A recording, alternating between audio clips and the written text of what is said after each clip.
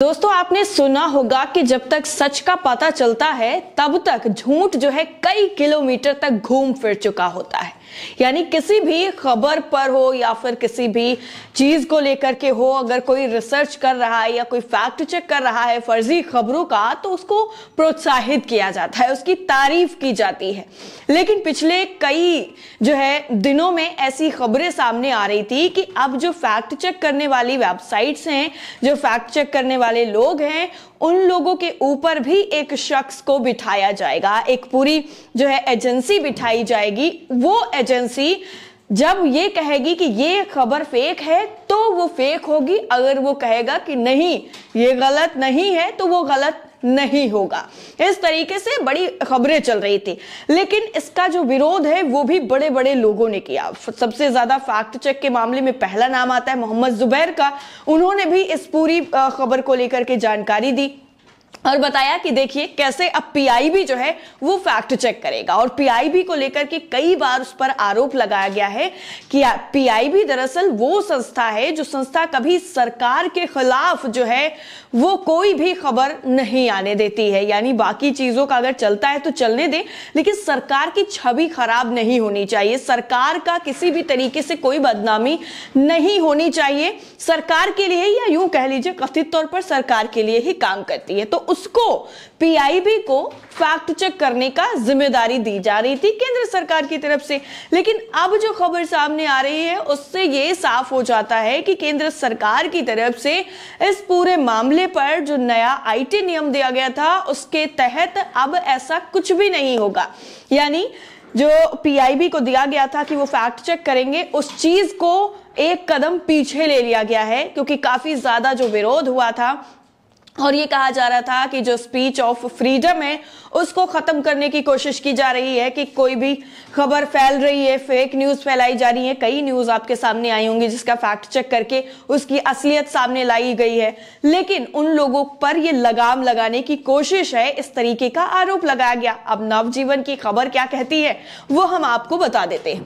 दरअसल इसमें यह कहा गया है कि जो नए आईटी नियम है उन नियमों में संशोधनों पर हंगामा इतना ज्यादा हुआ कि इन सब के बीच में केंद्र सरकार ने चौतरफा विरोध के बाद प्रस्तावित फैक्ट चेक नियम को टालने का फैसला कर लिया है। यानी पीआईबी को जो दिया जा रहा था जिम्मेदारी, वो जिम्मेदारी अभी टाल दिया गया है।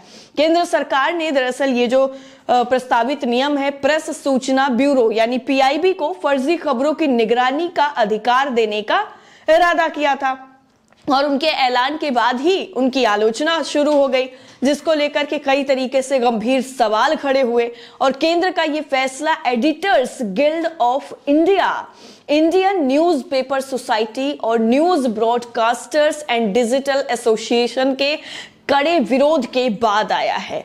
यानी एडिटर्स गिल्ड ने इसका पूरा विरोध किया, इसके अलावा बड़ी बड़ी एजेंसियों ने उसका विरोध किया और ये कहा कि ये सारे काम अगर सरकार ही करेगी तो बाकी लोग क्या करेंगे। बाकी लोगों की तो जो काम जो कर रहे हैं, जो लोगों तक की गलत खबरें पहुंचाने से रोक रहे हैं, उनका फिर कोई अस्तित्व नहीं रह जाएगा और कहीं उन्हीं की खबरों को तो गलत नहीं बता दिया जाएगा, क्योंकि जिस एजेंसी को जिम्मा दिया गया वो कथित तौर पर सरकार की लिए ही काम करती है। इस तरीके के कई गंभीर सवाल खड़े हुए।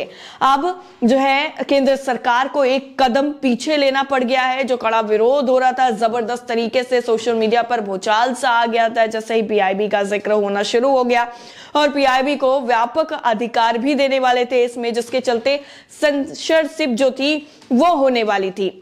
आपको बता दें कि ये जो पूरा विवाद है वो 24 जनवरी को इलेक्ट्रॉनिक्स और आईटी राज्य मंत्री राजीव चंद्रशेखर ने जो बयान दिया था उसके बाद शुरू हुआ था, जिसमें प्रस्तावित जो नियम थे उस पर हितधारकों के साथ अगले महीने परामर्श किया जाना था, लेकिन अब इसको टालने का फैसला किया गया है। हालांकि अब आपको बता दें कि सरकार ने इस कदम को टालने के फैसले के बाद इस चीज को साफ कर दिया है कि जो एजेंसियां फैक्ट चेक कर रही हैं, जो लोग पूरा फैक्ट चेक करने का जिम्मा अपने कंधों पर उठाए हुए हैं, फिलहाल उनका जो है फैक्ट चेक वैसे ही चलता रहेगा। ये प्रस्तावित फैक्ट चेक नियम जो है जो सरकार की तरफ से बनाया गया था वो ठंडे बस्ते में चला गया है। अब हम आपको जो है और भी खबर दिखा देते हैं जिसमें इस पूरी खबर को बताया गया है और ये भी बताया गया है कि कैसे जब ये नियम आया था उस वक्त इस पूरे मामले को लेकर किस किसने ट्वीट किया था। इकोनॉमिक टाइम्स की तरफ से भी इस पूरी खबर की जानकारी दी गई है। लिखा है, the government has deferred notifying a contentious proposal under the IT rules which mandated intermediaries to take down content if it had been flagged as fake by the fact check unit of the PIB or any other competent authority। जो मैं आपको बता चुकी हूं कि सरकार की तरफ से जो प्रस्तावित IT नियम थे उनके मुताबिक जो PIB को जिम्मा दिया गया था उसको वापस कर दिया गया है, उसको टालने का फैसला कर दिया गया है। प्रभात खबर की तरफ से भी जो खबर है वो बताई गई है, हालांकि खबर 24 जनवरी की है, जिसमें ये कहा गया था कि PIB को विशेष अधिकार जो है वो मिलने जा रहा है।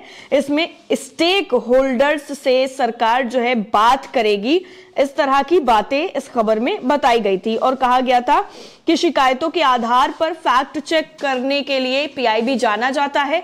लेकिन इस पर जो आरोप लगते हैं वो बार बार यही लगते हैं जो मैं आपको पहले बता चुकी हूं कि यही कहा जाता है कि ये सरकार के लिए ही काम करते हैं। एक अमर उजाला की भी खबर है, इस खबर पर भी आपकी नजर डलवा देते हैं।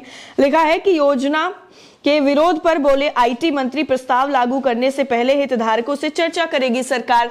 लेकिन ये सारी जो बातें हैं वो दरअसल अब कोई मायने नहीं रखती हैं, क्योंकि सरकार ने जिस तरीके का विरोध प्रदर्शन देखते हुए ये फैसला लिया है उस चीज की जो है तारीफ अब लोग जो है कर भी रहे हैं, क्योंकि कह रहे हैं कि जो लोगों का विरोध था उसके आगे सरकार को झुकना पड़ गया है, सरकार जो है बैकफुट पर आ गई है। ये कहना गलत नहीं होगा।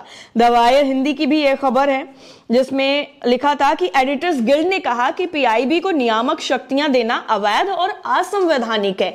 PIB को ये दरअसल शक्तियां दी ही नहीं जा सकती हैं और दी जा रही हैं तो पूरी तरीके से ये अवैध तरीके से दिया जा रहा है और असंवैधानिक तरीका अपनाया जा रहा है।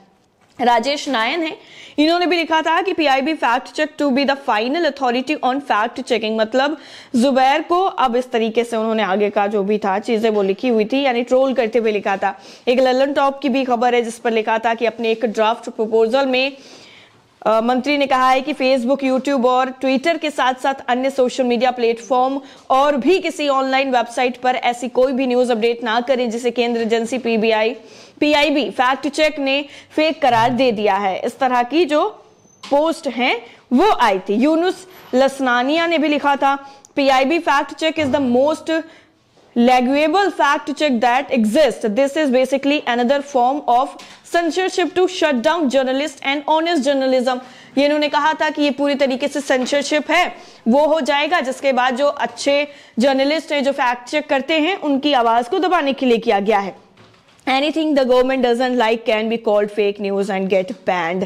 किसी भी चीज को सरकार की तरफ से बता दिया जाएगा कि ये गलत है, इसको जो है बैन करवा दिया जाएगा और फेक न्यूज बता करके मदर ऑफ डेमोक्रेसी एपर्टी, यानी जो डेमोक्रेसी है वो पूरी तरीके से खत्म होती नजर आ रही है। लेकिन अब जो खबर सामने आई है उससे वाकई काफी लोगों को राहत जरूर मिल गई होगी और जो लोकतांत्रिक हमारा देश है यहाँ पर जिस तरीके से काम होता है और इस वक्त फैक्ट चेक करने की कितनी ज्यादा जरूरत है ये आप लोग बखूबी समझ रहे होंगे। इसकी जरूरत को भी उतना ही भाप भी रहे होंगे कि हर आए दिन कोई ना कोई ऐसी खबर सामने आ ही जाती है जो झूठे दावे कर कर फैलाई जाती है। स्पेशली जो है कुछ सत्ताधारी पार्टी के कथित लोग हैं जो सत्ताधारी पार्टी का टैग लिए बैठे हुए हैं, वो तो हाथ धोकर कुछ लोगों के पीछे पड़ जाते हैं और एक के बाद एक फेक न्यूज जो है वो फैलाने से बिल्कुल बाज नहीं आते हैं। तो क्या अब सरकार की तरफ से जो फैसला लिया गया है PIB को अधिकार देने के लिए जो दिया गया था फैक्ट चेक करने के लिए, उसके बाद इन सभी लोगों के दिमाग में कुछ चीजें जाएंगी ताकि ये दोबारा से इस तरह से फैक्ट चेक करने वाली जो वेबसाइट्स हैं उन पर उंगली ना उठाएं, प्लस गलत दावों के साथ चीजों को शेयर बिल्कुल भी ना करें। इस पूरी रिपोर्ट को लेकर आप क्या सोचते हैं, आपकी राय क्या है, कमेंट करके हमसे साझा जरूर करिएगा। जय हिंद।